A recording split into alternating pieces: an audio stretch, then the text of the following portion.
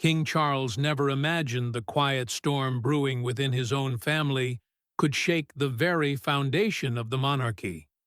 Camilla, determined to secure a royal title for her son Tom, quietly set in motion a plan that challenged tradition and stirred whispers behind palace doors.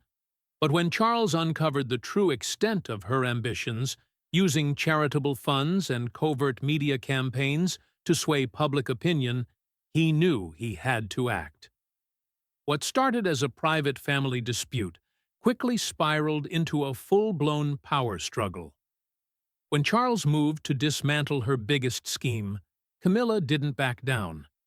Instead, she went rogue, escalating the conflict and risking everything in a battle for recognition, respect, and the future of her family within the royal legacy. The sting of betrayal. When blood ties are tested. Camilla's wound was invisible, but no less searing. It did not draw blood, but it seeped slowly, venomous and relentless, into the core of her heart. The place she had hoped would be sanctuary turned into a battlefield. Her trust in Charles fractured, replaced by a simmering rage that burned behind the polished veneer of royal composure.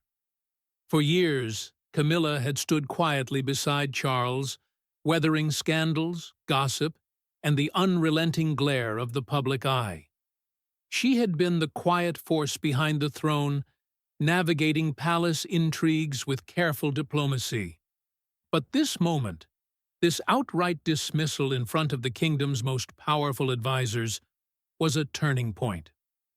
The question that now haunted her was no longer about titles or protocol, but about the very nature of their marriage.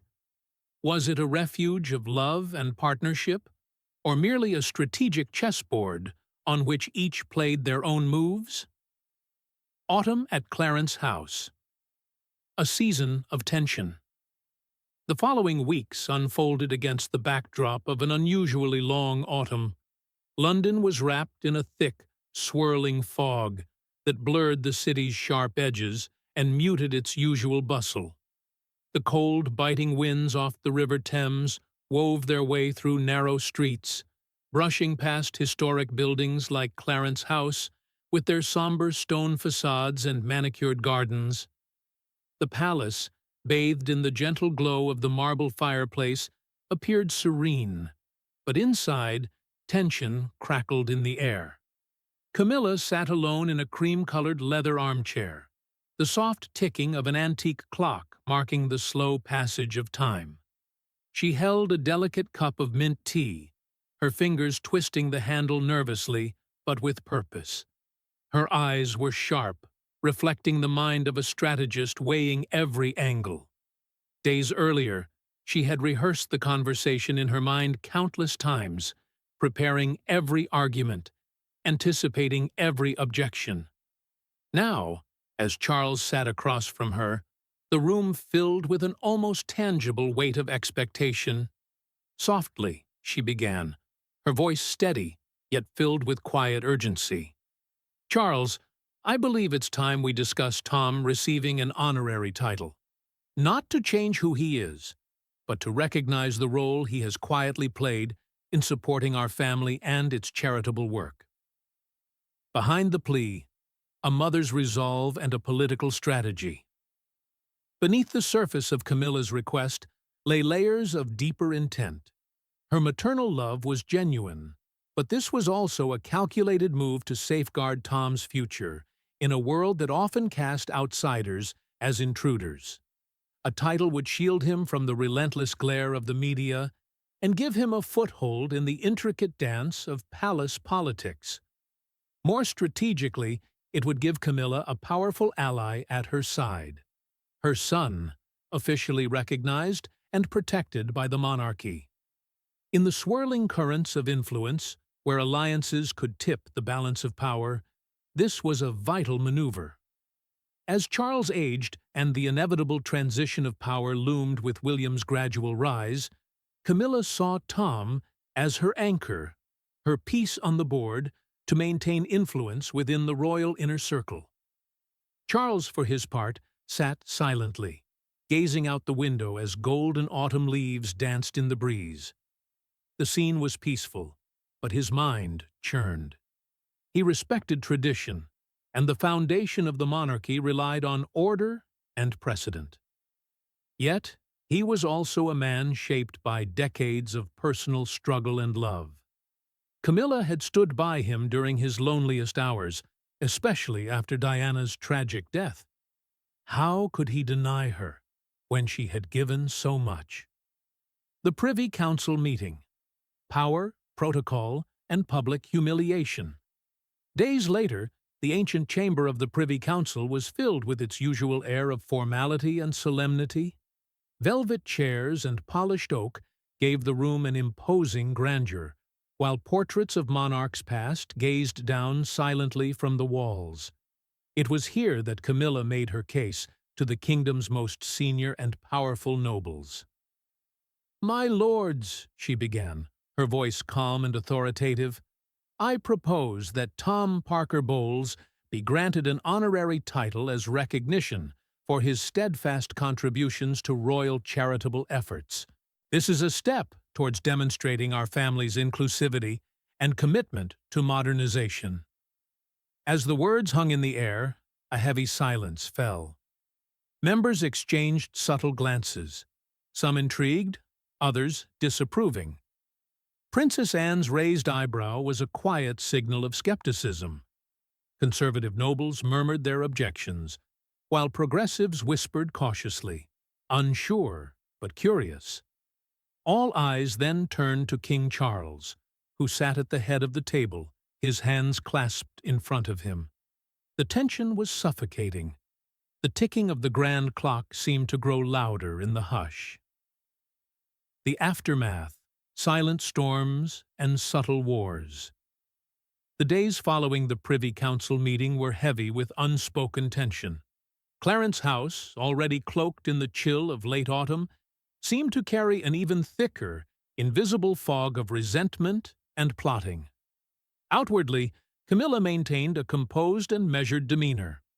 Open confrontation was dangerous in the royal world. It risked alienation and scandal. But beneath her calm exterior, she was orchestrating a more subtle, strategic response. She began quietly reaching out to trusted allies in the media, friends who owed her favors from a time when she moved in the shadows. Her goal was to shape the narrative, to erode Charles's public standing without direct confrontation. The perfect opportunity came at a charity reception at Somerset House, an ancient and elegant building by the Thames. Flickering lantern light danced on the river's surface as the city's elite gathered under ornate ceilings and crystal chandeliers. Camilla entered gracefully, dressed in an ivory silk gown that shimmered softly, her smile practiced, but her eyes sharp and searching. Spotting a journalist from the Times, someone who had long been in her corner, she leaned in, her tone light but pointed. "Charles is relying more and more on Princess Anne and William for public duties, quietly sidelining his own family." Her words spread like wildfire.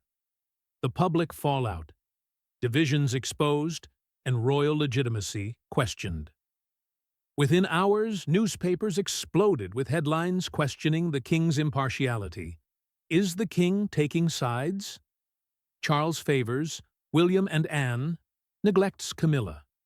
Social media erupted with hashtags like #royal divide, trending worldwide. The stories painted a vivid picture of a fractured monarchy, one torn between the legacy of Diana's children and the current queen and her son. The implication was clear. Charles was securing power for his first family, while leaving Camilla and Tom on the sidelines. Sitting in his office at Buckingham Palace, Charles stared at the scattered newspapers on his mahogany desk, the glow of the desk lamp casting deep shadows across his face. The familiar style of the stories, carefully crafted, no direct accusations, but enough insinuation to sow doubt, was unmistakably Camilla's doing. his fist clenched with a surge of betrayal. He had always been the unifying father figure, the symbol of national unity. Now, that image was under threat from within his own household. The royal divide, seeds of suspicion and strategic maneuvers. As whispers of the growing royal divide circulated, the once monolithic image of the British monarchy began to show fractures beneath its polished surface. In the gilded halls of Buckingham Palace and Clarence House, courtiers, nobles, and advisers, long loyal to the crown, found themselves involuntarily caught in an evolving drama that tested their allegiances and loyalties. The story of Camilla's quiet but deliberate campaign to secure a title for her son, Tom Parker Bowles, had become far more than a private family matter. It was now a subtle battleground of power, perception, and public opinion. Within the palace walls, members of the royal family and court discreetly aligned themselves, often without overt declarations but through carefully measured glances, coded conversations, and the occasional whispered comment over tea or during formal dinners. Some viewed Camilla as a sympathetic figure, a mother caught in an unfair system, striving to protect her son and carve out a rightful place for her family in a tradition-bound institution resistant to change.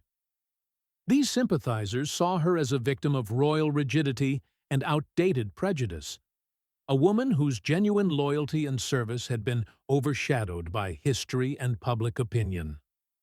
The confrontation, a clash of wills at Clarence House.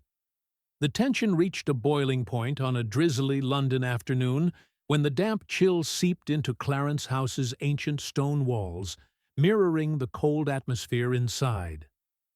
Charles summoned Camilla to a private meeting, a rare and serious step. The atmosphere was thick with unspoken grievances and the heavy weight of consequence. Camilla awaited him in the drawing-room by the fireplace, seated gracefully with an air of calm that belied the storm beneath. Her serene expression, like polished marble, masked the fierce determination flickering in her eyes. She was prepared, not just for this confrontation, but for the consequences that would follow. Charles entered, his presence commanding yet visibly burdened by frustration and fatigue. His voice, when he spoke, was icy and deliberate. "I know exactly where those articles came from," he said, fixing her with a steady, unwavering gaze. "This is a dangerous game, Camilla. Stop it now before it harms us all. The royal family cannot afford another scandal." There was a moment of charged silence, the only sound the soft crackling of the fire between them. Camilla smiled faintly, but her eyes remained sharp, like a blade glinting in the dim light, full of defiance and resolve.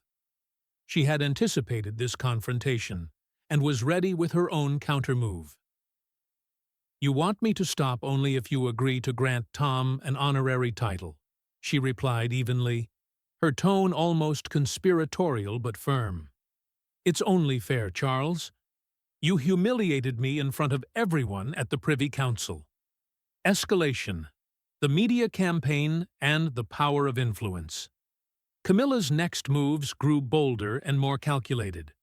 She harnessed the sprawling network of contacts she had cultivated over decades, a web of trusted friends in the media, political operatives, and public relations experts.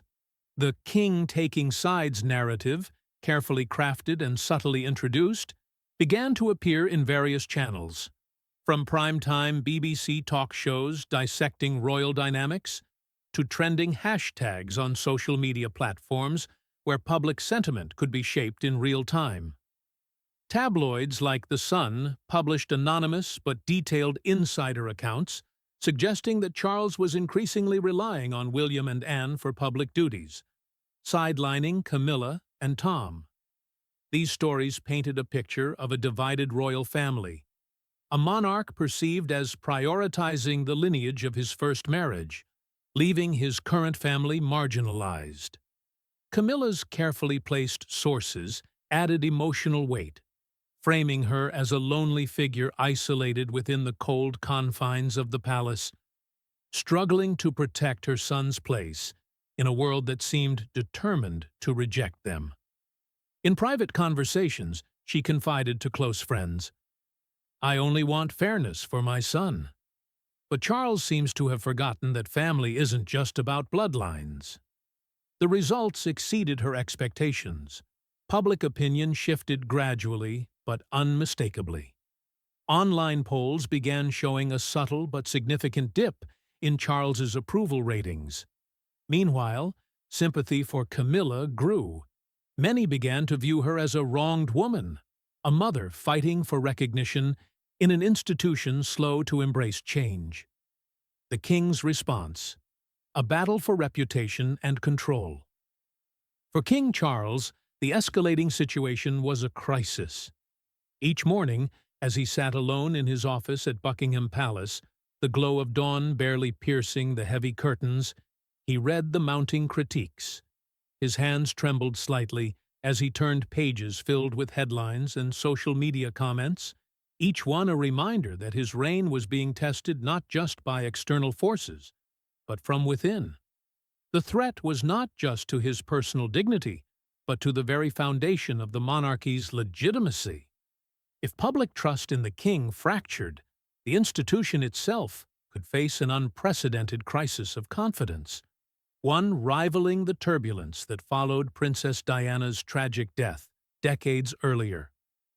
In the dim light of his private chamber, surrounded by ancestral portraits that seemed to judge his every move, Charles summoned his most trusted advisers, men and women who had served loyally, free from the factional divides tearing the palace apart. "We need to strike at her weakest point," he said quietly but firmly, his voice a measured command that brooked no dissent. "Conduct a thorough audit of all charitable funds overseen by Camilla. Leave no stone unturned. I want a detailed, discreet, and swift report." The audit. Unveiling the veil of charity. The audit commenced immediately, shrouded in secrecy to avoid leaks and premature scandal. A team of independent auditors, carefully selected from firms with impeccable reputations and no ties to the royal family, was dispatched to Windsor Castle. They worked through nights in a secure, windowless room, free from cameras, eavesdroppers, or any prying eyes. At first glance, the records painted a picture of legitimate charitable work. Funds directed toward impoverished children, heritage preservation, and cultural events. But as the auditors dug deeper, they uncovered troubling discrepancies, small fractures in the polished veneer that concealed a more complex reality. Large portions of the charity's money flowed into projects run by Tom Parker Bowles and Camilla's close associates.